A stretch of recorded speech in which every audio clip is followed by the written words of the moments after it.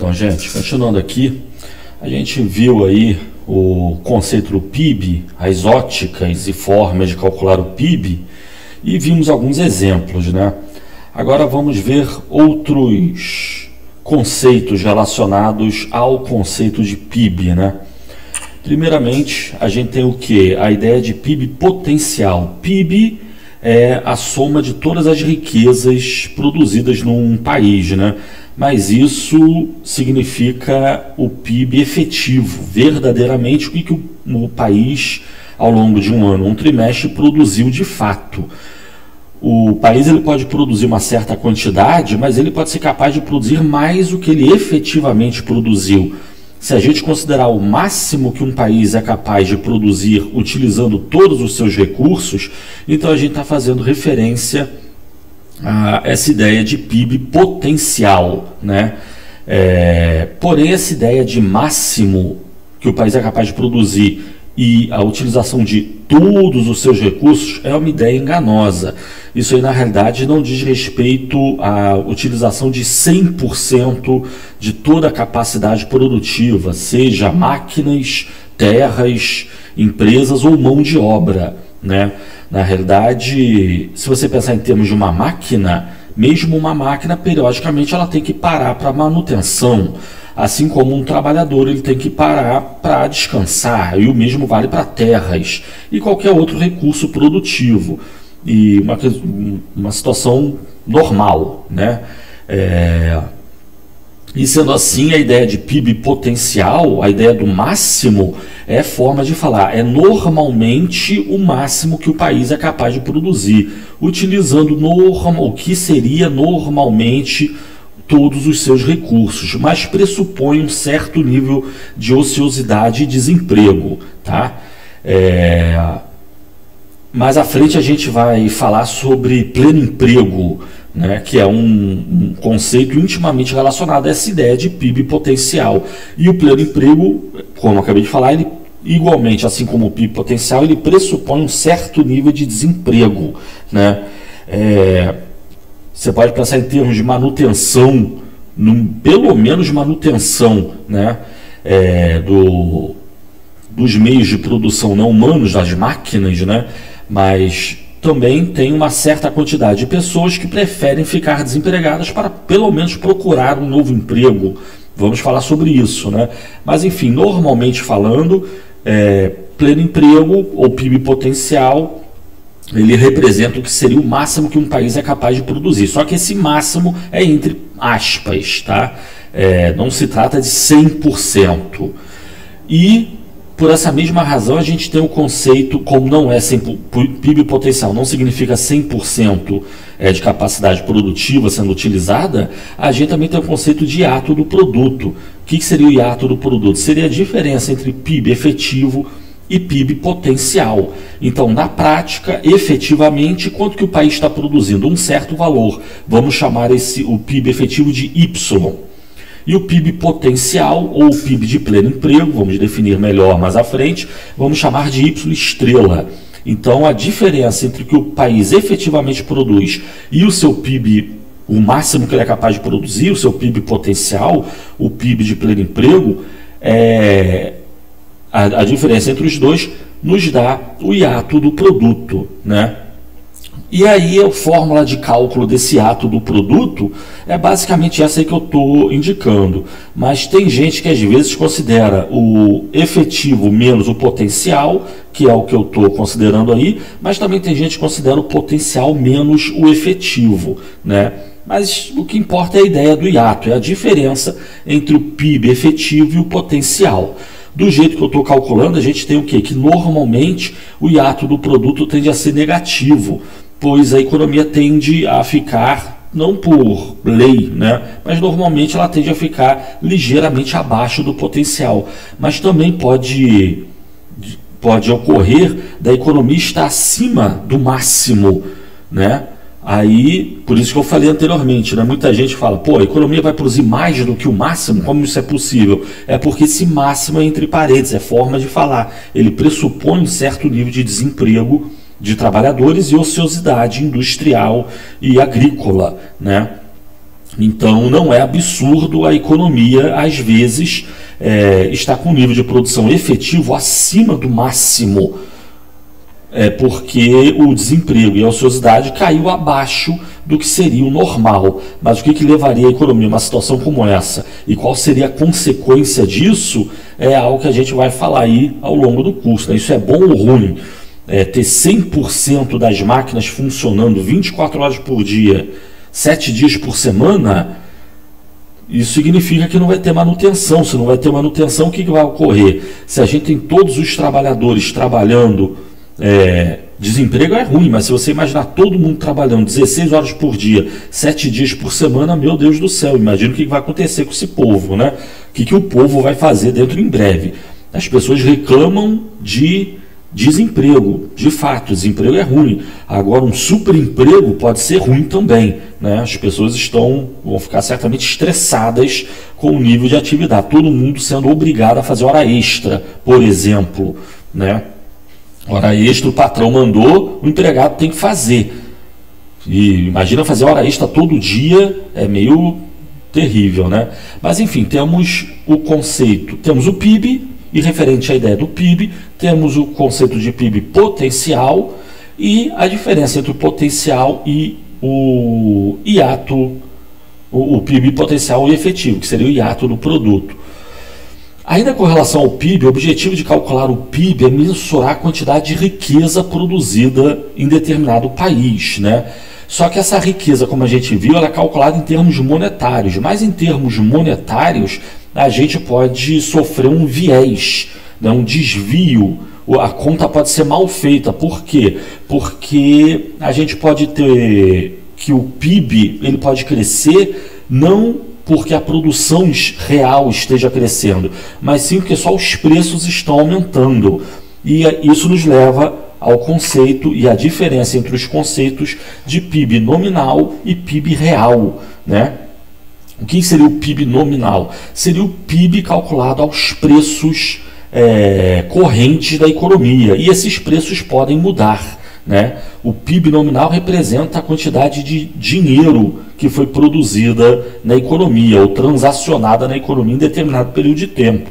Já o PIB real, ele representa a quantidade real de produção de um país em determinado período, ano ou trimestre, né? E daí que a gente pode ter uma diferença entre esses dois PIBs, e o que interessa é o PIB real, é a produção de coisas, produtos e serviços. O país produzir mais carros, mais casas, mais consulta médica e assim por diante, né? Mais shows de música, comida, bebida, isso é que interessa, essa é que é a riqueza, isso é que é o PIB. Mas, como a gente já falou, de novo eu disse que ia falar várias vezes sobre isso, né? É o problema da agregação. Como que a gente faz para somar a produção de carro com a produção de cerveja? Obrigatoriamente, forçosamente, tem que ser pelo valor monetário. Só que o valor monetário ele pode nos levar a esse desvio entre o conceito de PIB nominal e real. A gente pode ganhar mais dinheiro, só que o dinheiro pode não comprar mais coisas, né? Basta pensar no Brasil lá nos anos 80 e 90, a gente tinha cruzeiro.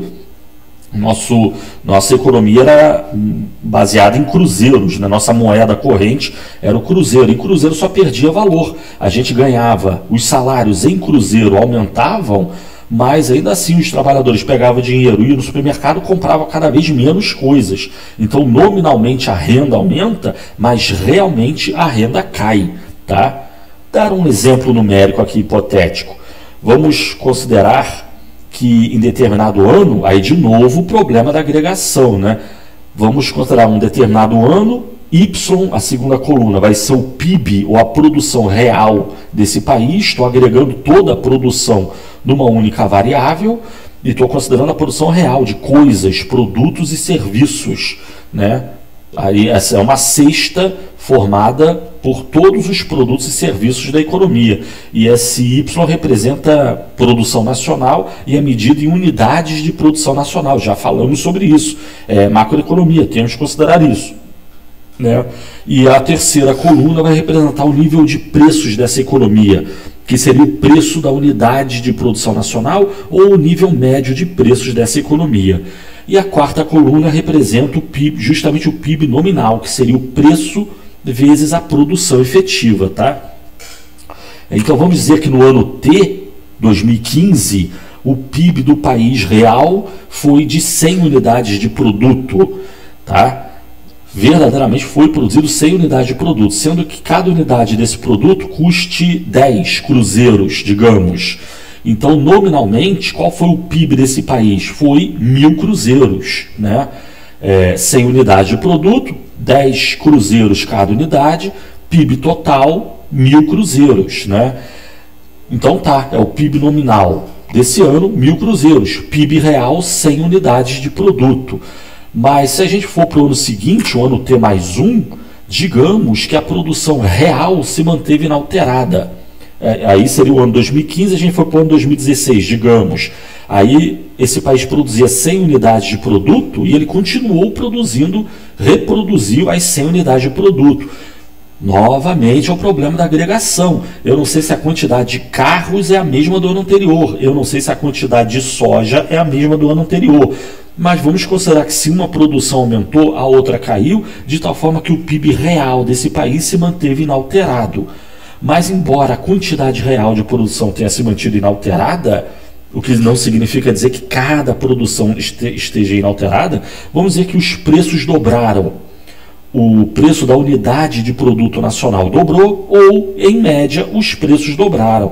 Sendo assim, o que aconteceu com o PIB nominal desse país? Dobrou. A produção real é a mesma, está tudo sendo vendido pelo dobro do preço, então nominalmente a produção dobrou. Mas claramente, embora o PIB nominal tenha dobrado, o real não se alterou, né? Então essa é a diferença entre PIB real e nominal. E para a gente considerar o PIB real, então a gente tem que desconsiderar aí a famosa inflação, né? O impacto da variação de preços sobre o PIB nominal brasileiro. A gente tem que expurgar essa inflação do nosso PIB nominal. Se a gente expurgar, a gente significa fazer o quê? Significa calcular o PIB do ano T mais 1 a preços do ano T, por exemplo. Ou então a gente calcula o PIB do ano T a preços do ano T mais 1. Um caso ou outro. Em ambos os casos a gente estaria eliminando o efeito da variação de preços sobre o cálculo do nosso PIB real. Tá certo? Mas vamos ver um terceiro caso. Vamos dizer que no ano T mais 1, desconsidere a linha 2. Vamos considerar agora essa linha 3 no lugar da linha 2. Vamos dizer que no ano T mais 1, a produção de fato cresceu de 100 para 150. Mas os preços também tivessem dobrado. Foram do ano T, os preços foram de 10 para 20 no ano T mais 1. Isso quer dizer o quê? Que no ano T mais 1, a produção real de 150 unidades de produto, vezes esse novo nível de preço de 20, dá nesse país um PIB nominal de 3.000 unidades de produto. Aí alguém vai falar, nossa, o PIB triplicou, né? No ano T era 1.000, foi para 3.000. Ok, triplicou, mas nominalmente triplicou. Então tem o triplo de dinheiro. Só que esse dinheiro compra menos coisas. No caso, o que interessa é a produção real. Realmente, a produção, dado pela segunda coluna, ela foi de 100 para 150. O PIB cresceu 50% nesse caso aí, hipotético, né? Nunca vi um país do mundo que tivesse crescido nessa taxa, mas, vamos dizer, o PIB real cresceu de 100 para 150, embora o nominal tenha crescido de 1.000 para 3.000. O 1.000, esse PIB nominal de 1.000 para 3.000 não interessa, o que interessa é o PIB real. O PIB real, a quantidade de produção da economia é o que a gente compra, é o que a gente come, é o que a gente bebe, é o que a gente veste, é o que a gente usa, são os nossos carros, casas, tijolo, cimento. O que interessa é o Y. P vezes Y não interessa, devo dizer, né? Só interessa na medida do que a gente queira a reposição das perdas inflacionárias, que vamos falar sobre isso daqui a pouco, quando falar em oferta agregada, tá? Mas, enfim, para a gente expurgar o efeito inflacionário, o que a gente tem que fazer? Vamos considerar essa nova produção do ano T mais 1, mas a preços do ano T. Então, T mais 1, considerando a linha 4 agora, seria uma alternativa à linha 3. A gente tem que nesse ano T mais 1, que seria o ano 2016, o país de fato produziu 150 unidades de produto. Mas em vez da gente considerar os preços do ano T mais 1, a gente considerar os preços do ano T, que seria 10 unidades, 10 cruzeiros, 10 unidades monetárias por unidade de produto, então o nosso PIB teria sido o quê? 1.500 unidades monetárias, 1.500 cruzeiros. Aí sim, você comparando a linha 1 com a linha 4, você vai ter uma comparação do crescimento real da economia. Aí você fala, pô, mas para que olhar então o PIB nominal? Esquece o PIB nominal, só vamos olhar o PIB real diretamente. Mas, pela 10ª vez, é o problema da agregação. Para a gente agregar a produção de carro com a produção de cerveja, com a produção de soja, a gente tem que olhar a 4ª coluna, que é o PIB nominal.